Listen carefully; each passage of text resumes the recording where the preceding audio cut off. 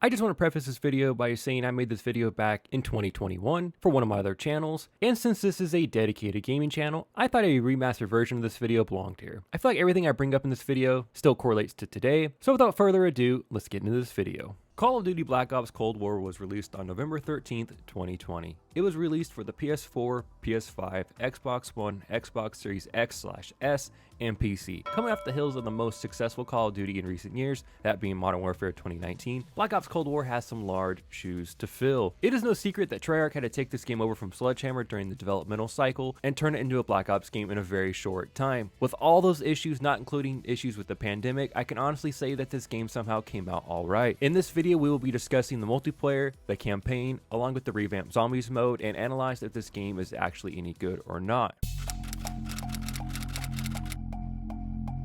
There is no doubting that the multiplayer is the most famous and most played part of any Call of Duty title, dating back to 2007 when the original Modern Warfare was released for the Xbox 360 and PlayStation 3. For a rushed and possibly disjointed game, Cold War does provide a really fun multiplayer experience. Yes, it is lacking some maps. I would like to see at least a few more original multiplayer maps added, but the ones that are in the game tend to play pretty well no matter what game mode you are playing. Of course, we see the return of fan favorite maps such as Nuketown and Raid. This time around, Nuketown takes place in 1984 to help coincide with the setting of the overall game. Nuketown also has a holiday version of the map which takes place at night, which is a pretty unique look for Nuketown, and this was implemented once Season 1 came out in the middle of December. Raid, on the other hand, is pretty much a copy and paste from Black Ops 2. I'm not saying that this is a bad thing. Raid is a very solid map, but I think they could have made it feel a little bit more like the 80s. The other maps include Armada, Cartel, Checkmate, Crossroads, Garrison, Miami, Moscow, Satellite, and the Pines. Out of the list of the maps, if I had to pick a couple maps that are original to this game that are my favorites, I'd have to pick the Pines and Checkmate.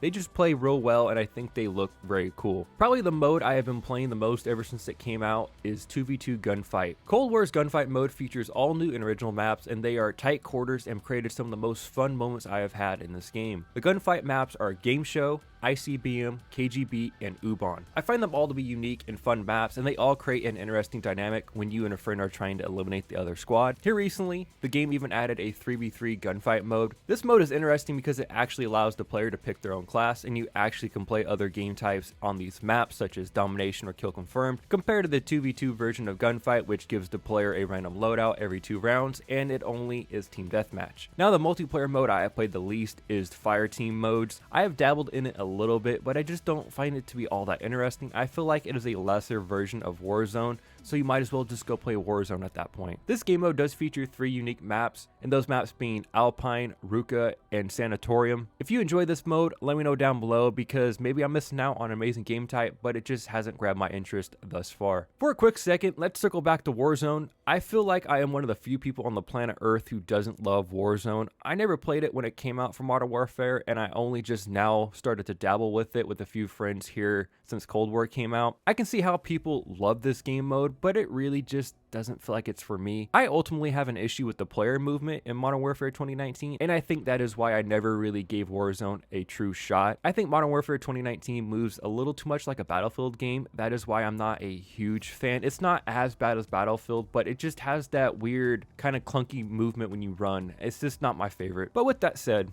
I'm interested to see how Cold War is going to be implemented into the game mode. Oh, I almost forgot. The other issue I have with this game mode on PS5 is that Warzone does not take advantage of the adaptive controls like Cold War's multiplayer does. So it just feels so weird how multiplayer feels when you're aiming and shooting, and then go to Warzone and it feels like you're pretty much playing PS4 again. I get it was made for the PS4 and Xbox One era, but you get the point. I know I'm kind of sounding like a Treyarch fanboy right now, but I find the guns used in Cold War to feel a lot better than the weapons used in Modern Warfare. Maybe it's just because Black Ops 1 is my favorite Call of Duty game ever, but I'm really enjoying seeing some of the older weapons that were utilized during the Cold War. My favorite guns have definitely been the Krig and Stoner 63. I actually have them both gold. I've also started messing around with the AK-7 after seeing so many people use this gun and just melt the competition with it. The 7 has easily been my favorite submachine gun in this game thus far, but I probably won't spend enough time with it to get it gold. Probably the biggest controversial item in Cold War's multiplayer is the skill-based matchmaking and the score streaks. Listen, what can I say about skill-based matchmaking that hasn't already been said by 1,000 other YouTubers? All I'll say about it is that I definitely agree that it is a thing, and it can be annoying at times, but it overall hasn't affected my enjoyment of the game so far. Now for the score streaks, talk about weird. Your kills, or should I say eliminations, stack upon the points you may receive for controlling a point in domination or other game type you're playing, and they combine to give you your score streak. I like where Treyarch is coming from with the stackable score streak idea, but I just don't like how random it feels. I never seem to know that I need 7 kills and a cap to get one of those score streaks, which would probably help out a bit if you actually kind of understood it, or it was just easier to understand. As of right now, it feels like you can play a whole game sometimes and get no score streaks, and other times you can get them multiple times. I just wish it felt a little bit easier to understand and it didn't feel like a math equation to solve every time you want a helicopter. Overall, I really enjoyed the multiplayer. I'm close to 3rd prestige already. This has been easily the most I have played of a Call of Duty title since Modern Warfare Remastered, which already came out back in 2016. Before that, Modern Warfare 3 was the last COD I put a ton of time into. Who knows how far I'll end up going in Cold War, but there's no doubt that I have really enjoyed the month or so of multiplayer, and I'm actually excited to see what gets implemented over the coming months. This is the campaign I've been waiting for ever since I completed Black Ops 1, all the way back in 2010. Look, I know Black Ops 2 is a sequel to Black Ops, and a great sequel at that, but this is the era and setting I wanted to see Black Ops return to for a very long time. Black Ops Cold War provides us with a direct sequel to the original Black Ops. Cold War takes place in the early 1980s, mainly in 1981, roughly 10 to 20 years after the events of Black Ops, and just 5 years before the beginning of the events of Black Ops 2. The main protagonists of this campaign are Russell Adler, who is a CIA officer, and his mission is to track down Perseus, who is a Soviet spy who stole secrets for the United States government. You, the player, mainly play as a voiceless character named Bell. As Bell, you accompany Adler and his crew on many missions trying to stop Perseus in the Cold War from becoming hot. Oh yeah, did I mention fan favorites Frank Woods and Alex Mason making a return? Hell yeah, they do. Probably 2 of the most iconic characters in Call of Duty history finally come back, and we get to play alongside them in their prime once again. There are even a few missions that the player gets to play as Mason again, which was an awesome callback to Call of Duty Black Ops. The storyline itself wasn't uber complicated, but I found myself lost in the story and enjoying every second of it. I will say the campaign does feel a bit short, which is a little unfortunate, but it's not like Call of Duty is known for their long and drawn out single player campaigns. And throw on top of it all the developmental issues with the campaign and COVID, I have no real issues with it. And of course, it would not be a COD campaign without a twist ending and some shady stuff going on. By the end of the game, if you choose to save the world, there's actually 2 endings you can pick from, so that's pretty cool. You get capped off by Adler overlooking the ocean. Even though you feel something like that might happen, it was still fun to play through and see Adler kill and end the Bell character after using Bell for his information to find Perseus. Like I said, this campaign isn't super complex, but it does give me the Black Ops vibes again, and I couldn't be any more satisfied. I think after this campaign, Adler should be added to the all-time great COD characters. I find him to be dynamic and captivating of a character to join the likes of Woods, Mason, Captain Price, Soap, and Ghost. Overall, Black Ops Cold War's campaign was something I've been waiting for a decade, and I was very pleased with the events that took place. You can nitpick it if you want, but I enjoyed the ride, and I found it to be a very enjoyable installation to the Black Ops universe.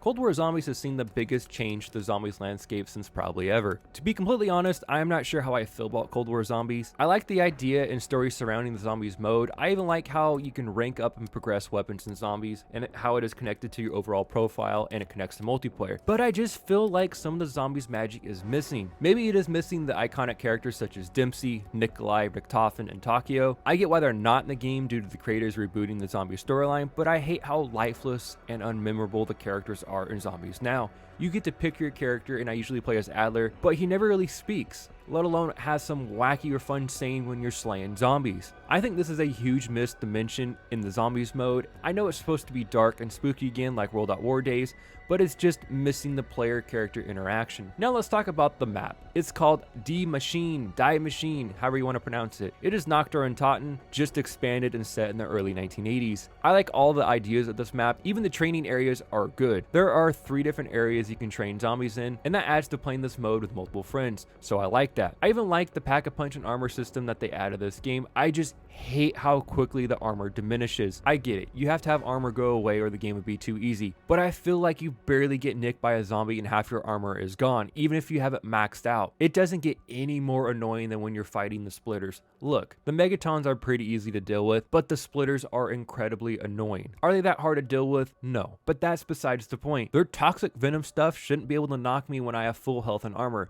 If I just so happen to run run through it and get hit by a zombie once. Maybe I just suck at zombies, which is entirely possible, but I just get so aggravated by this. When you had a shield in Black Ops 3 and were fighting a boss zombie, stuff like this wasn't an issue, and the shield actually protected you, unlike the armor does in Cold War zombies. The weapons of zombies are simple. Spawn in with a knife. Oh yeah, you can do that now. You can pick any weapon you want to start the game with. Then you go to the gallows shotgun, then the end. You have everything you need now. The mystery box is absolutely worthless. Beyond spending it for a ray gun, the shotgun is so overpowered and the other guns suck so bad that the only viable weapons past round 20 are the gallow and the ray gun, which does not add to the replayability of zombies at all. Zombies is my favorite game mode in all of Call of Duty, and I just don't find myself jonesing to go back and play this zombies iteration. Normal perk machines are back, which is really cool to see after not seeing them in Black Ops 4. I like how you can upgrade perks now, which is a nice addition. I even like how the perks are in cans now to represent the era that it takes place in. It's a nice little detail. But I don't care for how many perks are not really needed.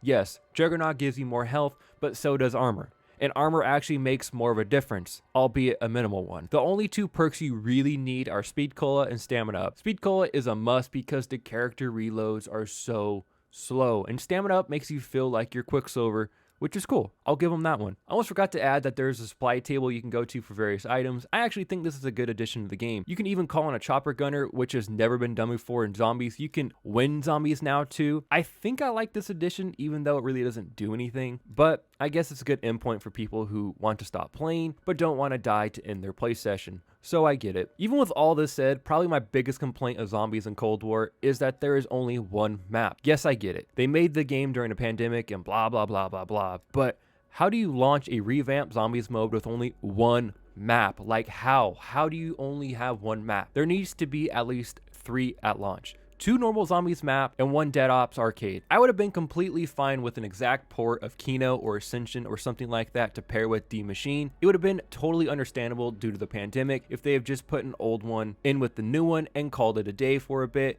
But no, we got 1. Look, if you like Dead Ops Arcade, good for you. I guess you have 2 maps, but I've just never been a fan of that game mode, and I just don't ever find myself playing it. The one saving grace Zombies has going for it right now is that all the DLC is free this year, so I am hoping we get a really big Zombies update here sooner than later, because I have ultimately been very disappointed with Zombies this year, and it was the thing I was looking forward to the most. Overall, I like some of the new features of Zombies, but it just feels lifeless and has a lack of content. Hopefully this gets resolved in the near future, but as of January of 2021, Cold War Zombies has not been my favorite. And I'm going to leave you with a paraphrase from my good friend I play zombies with all the time. Black Ops Cold War Zombies is f***ing boring. To try and wrap up this whole video, it is hard to truly judge a game that was taken over halfway through its development cycle, made during a pandemic, and has only been out for a couple of months. But with that said, Black Ops Cold War is a really enjoyable game in my opinion. Is it perfect? No, not by a long shot, but it is enjoyable and fun, and that's what video games are all about. The multiplayer has been a blast thus far, the campaign was an enthralling ride, and I have hope Zombies will turn it around in the near future. So, to definitively say, is this game any good? I'd have to say yes, this game is good. It gets a solid 7.5 out of 10 from me. It would have gotten a point higher if the zombies were better. Anyways, what are your thoughts on Black Ops Cold War? Let me know down below in the comment section, and while you're down there, if you can like the video and subscribe to the channel, that would be greatly appreciated. Thanks again for watching. I'll catch you guys next video. Peace out.